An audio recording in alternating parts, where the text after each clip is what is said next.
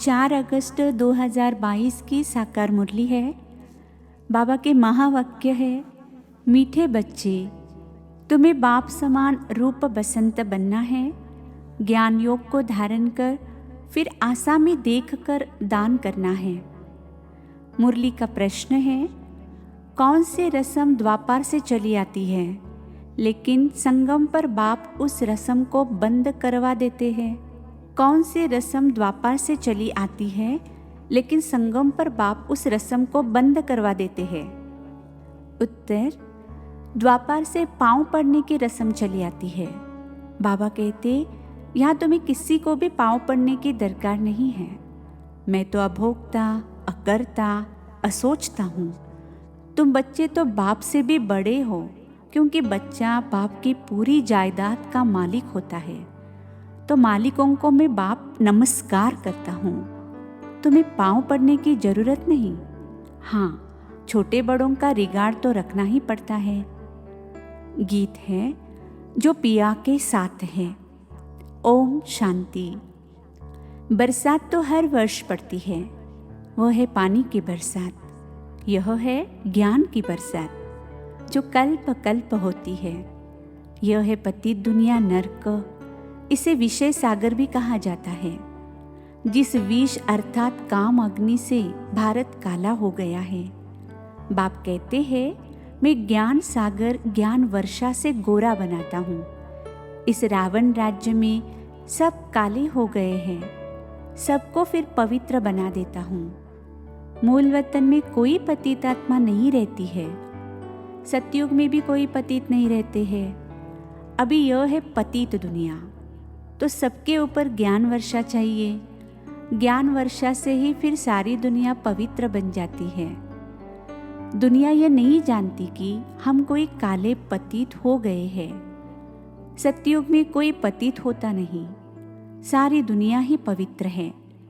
वहाँ पतित का नाम निशान नहीं रहता। इसलिए विष्णु को क्षीर सागर में दिखाते हैं। उसका अर्थ भी मनुष्य नहीं जानते। तुम समझते हो विष्णु के 2 रूप ये लक्ष्मी नारायण ही है। कहते हैं वहाँ घी की नदियाँ बहती है, तो जरूर क्षीर सागर चाहिए। मनुष्य तो विष्णु भगवान कह देते हैं। तुम विष्णु को भगवान नहीं कह सकते। विष्णु देवताय नमः, ब्रह्मा देवताय नमः कहते हैं। विष्णु को भगवान नमः नहीं कहेंगे। शिव परमात्माय नमः शोभता है। अभी तुमको रोशनी मिली है। ऊंचे ते ऊंच श्री श्री 108 रुद्रमाला कहा जाता है। ऊपर में है फूल, फिर मेरुदाना युगल कहा जाता है लक्ष्मी नारायण को। ब्रह्मा सरस्वती को युगल नहीं कहा जाता, यह माला शुद्ध है ना। मेरु फिर लक्ष्मी नारायण को कहा जाता है, प्रवृत्ति मार्ग है ना। विष्णु अर्थात लक्ष्मी नारायण की डिनास्टी। सिर्फ लक्ष्मी नारायण कहते हैं, परंतु उनकी संतान भी तो होंगे ना, ये किसको पता नहीं है। अभी तुम बच्चे विषय सागर से निकले हो, उनको काली दह भी कहा जाता है। सतयुग में तो कुछ होता नहीं। नाक पर डांस की, यह किया, यह सब दंत कथाएं हैं। ब्लाइंड फेथ से गुड़ियों की पूजा करते रहते हैं। बहुत देवियों की मूर्तियां बनाते हैं। लाखों करोड़ों रुपया खर्चा करके देवियों को श्रृंगारते हैं। कोई तो सच्चे सोने के जेवर आदि भी पहनाते हैं, क्योंकि ब्राह्मणों को दान करना होता है। ब्राह्मण जो पूजा कराते हैं बहुत खर्चा कराते हैं। धूमधाम से देवियों की झांकी निकालते हैं।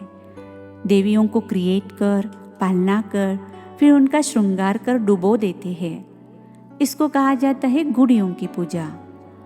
भाषण में तुम समझा सकते हो कैसे यह अंधश्रद्धा की पूजा है।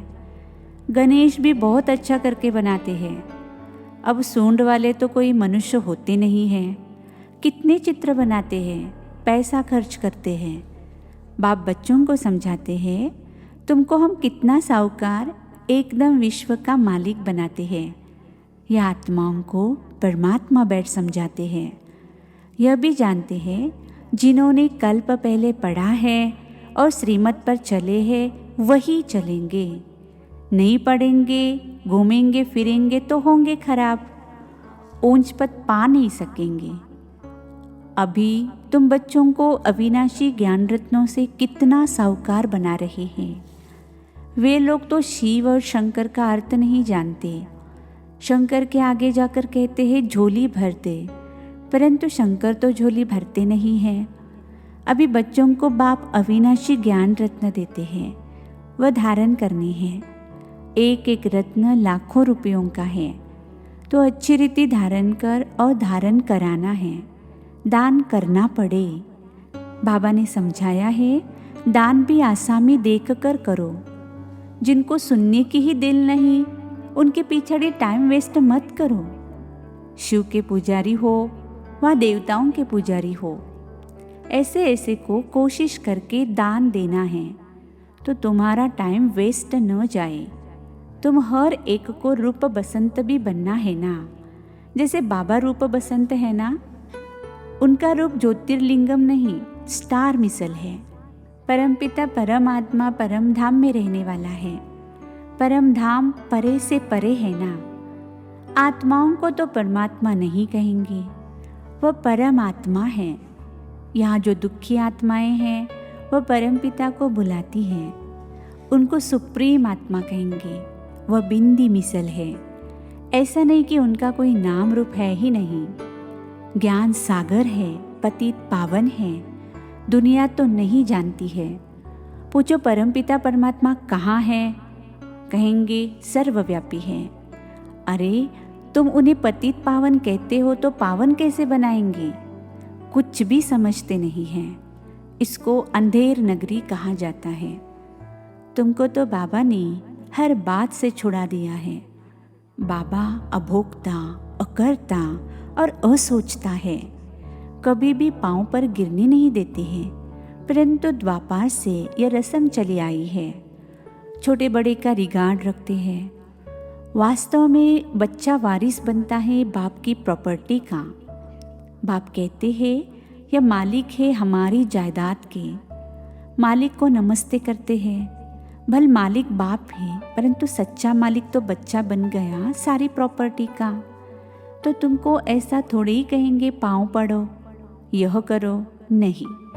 बच्चे मिलने आते हैं तो बाबा कहते हैं शिव बाबा को याद करके मिलने आना। आत्मा कहती है हम शिव बाबा की गोद लेता हूँ। मनुष्य इन बातों में मूंझते हैं। शिव बाबा इस ब्रह्मा द्वारा बच्चों को एडॉप्ट करते हैं, तो यह माँ हो गई ना। तुम समझते हो हम माँ बाप से मिलने आए हैं, याद शिव बाबा को करना है, तो यह फर्स्ट माँ हो गई। वर्षा तुमको शिव बाबा से मिलता है, यह भी उनकी याद में रहता है। बाप जो समझाते हैं उसको धारण करना है, रूप बसंत बनना है। योग में रहेंगे, ज्ञान धारण करेंगे और कराएंगे तो मेरे समान रूप बसंत बन जाएंगे। फिर मेरे साथ चल पड़ेंगे। अभी तुम्हारी बुद्धि में ज्ञान है, फिर जब स्वर्ग में आएंगे तो ज्ञान पूरा हो जाएगा। फिर प्रारब्ध शुरू हो जाएगी, फिर नॉलेज का पार्ट पूरा हो जाएगा। यह है बड़ी गुप्त बातें, कोई मुश्किल समझते हैं। बूढ़ियों को भी बाप समझाते हैं कि एक को ही याद करो, दूसरा न कोई। तो बाप के पास जाकर फिर कृष्णपुरी में चली जाएंगी। यह है कंसपुरी। ऐसे नहीं कि कृष्णपुरी में कंस भी था, यह सब दंत कथाएं हैं। कृष्ण की माँ को 8 बच्चे दिखाते हैं, यह तो ग्लानि हो गई। कृष्ण को टोकरी में डाल जमुना पार ले गए, फिर जमुना नीचे चली गई। वहाँ तो यह बातें होती ही नहीं। अभी तुम बच्चों को रोशनी मिली है। बाप कहते हैं आगे जो कुछ सुना है वह भूल जाओ। बाप कहते हैं इन यज्ञ तप आदि करने से मेरे से कोई मिल नहीं सकते। आत्मा तमो प्रधान बनने से उनके पंख टूट जाते हैं। अभी इस सारी दुनिया को आग लगनी है। होलिका बनाते हैं तो आग में कोकी पकाते हैं। यह बात है आत्मा और शरीर की। सबके शरीर जल जाते हैं, बाकी आत्मा अमर बन जाती है। अभी तुम बच्चे समझ सकते हो, सतयुग में इतने मनुष्य, इतने धर्म होते नहीं। सिर्फ एक ही आदि सनातन देवी देवता धर्म है। भारत ही सबसे बड़े ते बड़ा तीर्थ स्थान है। काशी में बहुत जाकर बैठते थे। समझते हैं अभी बस काशीवास करेंगे। जहाँ शिव है वहाँ ही हम शरीर छोड़ेंगे। बहुत साधु लोग जाकर वहाँ बैठते हैं। सारा दिन यही गीत गाते रहते हैं, जय विश्वनाथ गंगा। अब शिव के द्वारा पानी की गंगा तो निकल नहीं सकती। शिव के दर पर मरना पसंद करते हैं। अभी तो तुम प्रैक्टिकल में दर पर हो, कहाँ भी हो, परंतु शिव बाबा को याद करते रहो। जानते हो, शिव बाबा हमारा बाप है। हम उनको याद करते करते उनके पास चले जाएंगे। तो शिव बाबा पर इतना लव होना चाहिए ना। उनको कोई अपना बाप नहीं, टीचर नहीं, और सबको है ही। ब्रह्मा विष्णु शंकर का भी रचयिता वह बाप ही है ना। रचना से रचना को वर्षा मिल नहीं सकता। वर्षा हमेशा बच्चों को बाप से मिलता है। तुम बच्चे जानते हो, हम ज्ञान सागर बाप के पास आए हैं। बाप अभी ज्ञान की वर्षा बरसाते हैं। तुम अभी पावन बन रहे हो। बाकी तो सब अपना अपना हिसाब चुकतू कर अपने अपने धाम में चले जाएंगे। मूल वतन में आत्माओं का झाड़ है, यहाँ भी साकारी झाड़ है। वहाँ है रुद्रमाला, यहाँ है विष्णु की माला। फिर छोटी छोटी बिरादरियाँ निकलती आती हैं। बिरादरियाँ निकलते निकलते झाड़ बड़ा हो जाता है। अभी फिर सबको वापस घर जाना है। फिर देवी देवता धर्म को राज्य करना है। अभी तो मनुष्य से देवता विश्व का मालिक बन रहे हो, तो बहुत खुशी होनी चाहिए कि भगवान हमको पढ़ाते हैं। राजयोग और ज्ञान से राजाओं का राजा बनाते हैं। नर से नारायण, नारी से लक्ष्मी बनाते हैं। सूर्यवंशी फिर चंद्रवंशी में भी आएंगे। बाबा रोज समझाते, रोशनी देते रहते हैं।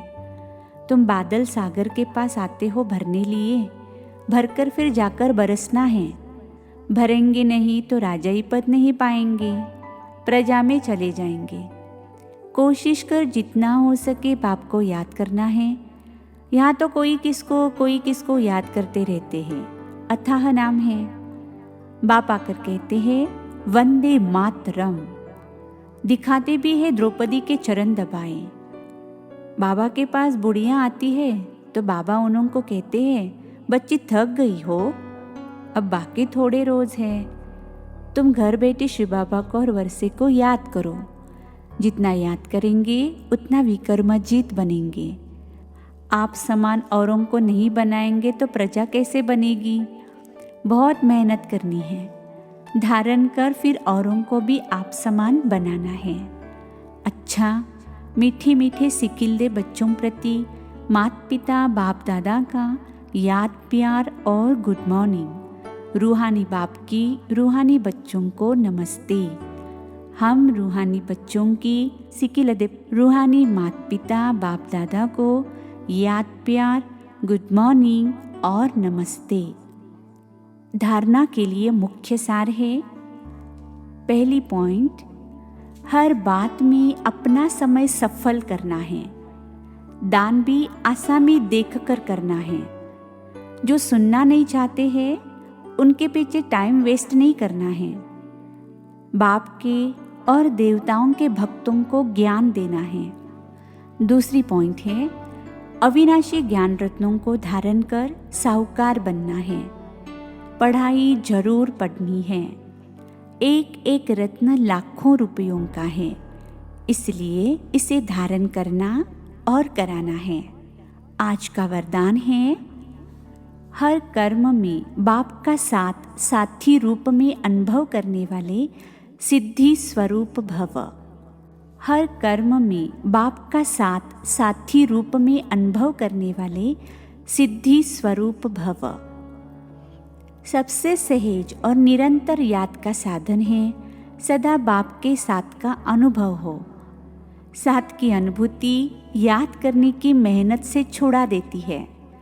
जब साथ है तो याद रहेगी ही, लेकिन ऐसा साथ नहीं कि सिर पर साथ में बैठा है, लेकिन साथी अर्थात मददगार है। साथ वाला कभी भूल भी सकता है, लेकिन साथी नहीं भूलता। तो हर कर्म में बाप ऐसा साथी है जो मुश्किल को भी सहज करने वाला है। ऐसे साथी के साथ का सदा अनुभव होता रहे तो सिद्धि स्वरूप बन जाएंगे। आज का स्लोगन है, विशेष आत्मा बनना है तो विशेषता को ही देखो और विशेषता का ही वर्णन करो।